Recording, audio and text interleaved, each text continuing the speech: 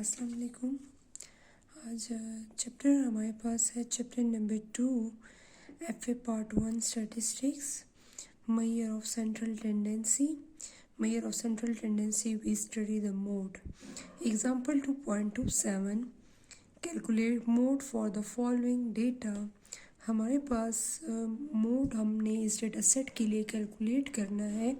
Marks हमें given है 10 to 24 में 6 स्टूडेंट्स हैं, 25 to 39 में 20 स्टूडेंट्स हैं, 40 to 54 में 44 स्टूडेंट्स हैं, 55 to 69 में फ्रीक्वेंसी जो है 26 है, मीन 26 स्टूडेंट्स, 70 to 84 में 3 एंड 85 to 99 में 1 स्टूडेंट। ठीक है, जिनके मार्क्स हमारे पास हैं, ये हमारे पास मार्क्स उन्होंने लिए, ये हमारे पास गिवन है। ठीक है, अब हमने क्या करना है, मोड हमने कैलकुलेट करना है। सबसे पहले थोड़ा सा मोड के बारे में आप बता दूं कि मोड क्या है। मोड हमारे पास most frequent value in the data set हमारे पास। ठीक है, मोस्ट फ्रीक्वेंट वैल्यू, जो वैल्यू डेटा सेट में मोस्ट फ्रीक्वेंटली रिपीट हो रही है वो हमारे पास क्या कहलाती है, वो हमारे पास मोड कहला रही है। ठीक है, तो हमारे पास यहाँ पर मोड जो है तो हमारे पास इस डेटा सेट के लिए हम इसको कैलकुलेट करेंगे। ठीक है, सबसे पहले हमने क्या करना है, सबसे पहले हमने यहाँ पर इस डेटा सेट के लिए मोड कैलकुलेट करना है। तो क्या करना है, सबसे पहले क्लासेस, ठीक है, हमने क्या करनी है, क्लासेस जो है वो कैलकुलेट करनी है। ठीक है, क्लासेस बनाएंगे हमारे पास, फिर क्लास बाउंड्रीज बनाएंगे, फ्रीक्वेंसीज बनाएंगे, ये सारा हम इसके लिए कैलकुलेट करेंगे। सबसे पहले हमारे पास क्या है, मार्क्स, फिर हमारे पास है, हमने क्या बनानी है, class boundaries, and class boundaries के बाद फिर हमने क्या करना है, यहाँ पर फ्रीक्वेंसी। ठीक है, हमने 3 कॉलम कंस्ट्रक्ट करने हैं, 3 कॉलम्स।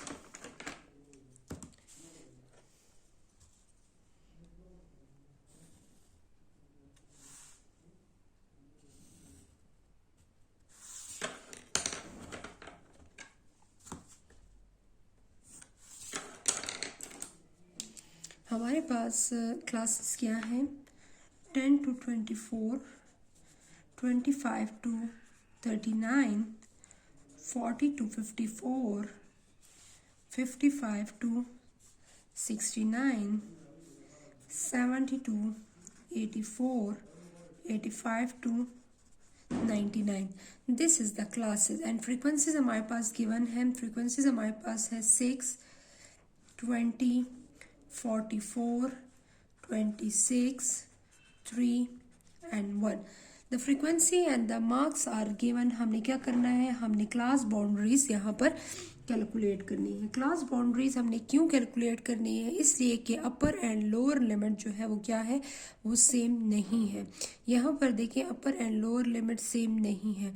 अगर अपर एंड लोअर लिमिट आपके पास सेम हो तो फिर आपको क्लास बाउंड्रीज बनाने की ज़रूरत नहीं है, फिर आप डायरेक्ट यहाँ से ही आप 1-2 कॉलम ही कंस्ट्रक्ट करेंगे, मार्क्स एंड फ्रीक्वेंसी।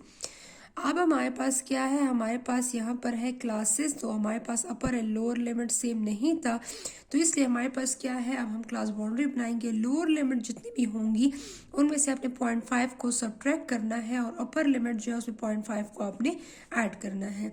तो लोअर लिमिट में 0.5 को सब्ट्रैक्ट करें तो 9.5, इसमें 0.5 को ऐड करें तो क्या आएगा, 24.5। यहाँ पर आएगा 24.5, अपर लिमिट इज 39.5, यहाँ पर आएगा 39.5, 54.5, यहाँ पर 54.5, 69.5, इधर है 69.5, 84.5, 84.5 अप टू 99.5। ये हमारे पास क्या है, ये हमारे पास क्लास बाउंड्रीज बन गई। जितनी भी लोअर लिमिट थी मैंने 0.5 सब्ट्रैक्ट किया, अपर लिमिट में 0.5 ऐड किया, तो अब अपर एंड लोअर लिमिट जो है वो हमारे पास सेम आ गई। सबसे पहले आपने इसके लिए ये कॉलम कंस्ट्रक्ट करने हैं। इसके बाद हमने क्या करना है, सबसे हाईएस्ट फ्रीक्वेंसी जो है, यहाँ पर देखिए सबसे हाईएस्ट फ्रीक्वेंसी जो है उसको हमने क्या करना है, उस रो को हमने सेलेक्ट कर लेना है। ठीक है, इस रो को मैंने क्या कर लेना है, सेलेक्ट कर लेना है। यहाँ पर इसकी फ्रीक्वेंसी, यहाँ पर इस रो को मैंने सेलेक्ट कर लिया, ठीक है।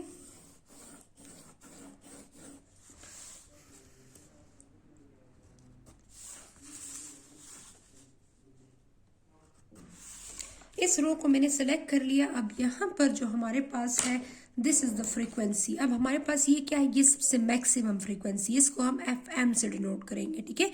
F M is the maximum frequency. इससे अबव जो वैल्यू होगी उसको हम F1 से डिनोट करेंगे। इससे जो बिलो वैल्यू होगी वो हमारे पास क्या होगी, वो F2 होगी, ठीक है। तो ये हमारे पास वैल्यूज आ गई, ठीक है। इससे मैक्सिमम फ्रीक्वेंसी से अबव F1 और डिवाइड में हमारे पास F2, और ये हमारे पास क्या होगी, ये लोअर क्लास बाउंड्री जो होगी ये हमारे पास ये होगी, ठीक है। तो ये सारी वैल्यूज इसलिए मैंने यहाँ पर वो की है, इसलिए कि अब हम इसको फॉर्मूले में पुट करेंगे। तो मोड का फॉर्मूला हम यहाँ पर यूज करते हैं। मोड का फॉर्मूला क्या है, mode is equal to L plus FM minus F1 divided by 2FM minus F1 minus F2 multiply by H. What is H? H is the class interval. इन दोनों में कितना इंटरवल आ रहा है, तो इन दोनों में अगर देखिए आप इसको ऐसे सब्ट्रैक्ट कर ले तो आपको H की वैल्यू फाइंड आउट हो जाएगी। अब हमारे पास लोअर क्लास लिमिट क्या है, L की वैल्यू जो है वो लोअर क्लास लिमिट है, ठीक है। अब हमारे पास लोअर क्लास लिमिट है 39.5, फिर प्लस लगाएंगे, फिर यहाँ पर डिवाइड लगाएंगे, फिर मैक्सिमम फ्रीक्वेंसी क्या है 44 माइनस अपर हमारे पास क्या है 44 से अबव जो वैल्यू है वो क्या है, वो F1 की वैल्यू है, फिर 2। अब FM क्या है, मैक्सिमम फ्रीक्वेंसी यहाँ पर 44 है, फिर यहाँ पर हमारे पास 44 एंड यहाँ पर हमारे पास -20 माइनस F2 की वैल्यू क्या है, F2 की वैल्यू जो है वो नीचे गिवन है 26, ठीक है। मल्टीप्लाई बाय H की वैल्यू क्या है, H is the difference between the upper and the lower. तो आप कैलकुलेटर से इसको सब्ट्रैक्ट कर लें तो आपको पता चल जाएगा कि हमारे पास डिफरेंस कितना आ रहा है। यहाँ पर हमारे पास 54.5 माइनस 39.5, तो हमारे पास डिफरेंस कितना आ रहा है, तो हमारे पास डिफरेंस आ रहा है हमारे पास 15 का, ठीक है। तो ये आपको नजर आ रहा है हमारे पास इन दोनों में डिफरेंस जो है वो कितना है 15 का। तो हम इसके साथ H की वैल्यू जो है हमारे पास इसको मल्टीप्लाई कर लेंगे, ठीक है। तो आपको जस्ट ये इन्फॉर्मेशन चाहिए थी, और इस इन्फॉर्मेशन को जो हमने टेबल में हाईलाइट की है उसको हमने इस फॉर्मूले में पुट किया है, ठीक है। अब हम कैलकुलेशन करेंगे 39.5 प्लस 44 माइनस 20, 44 माइनस 20 से आपके पास क्या आएगा, 44 माइनस 20, 44 माइनस 20 से आपके पास आएगा 24, ठीक है। 24 डिवाइडेड बाय, अब इसको डिवाइड में सॉल्व कर लेते हैं, 2 मल्टीप्लाई 44, तो क्या आएगा 2 मल्टीप्लाई 44 से 88, फिर -20 माइनस 26, तो आंसर आएगा डिनोमिनेटर में 42। पहले मल्टीप्लाई किया फिर इसको सब्ट्रैक्ट किया, मल्टीप्लाई बाय 15।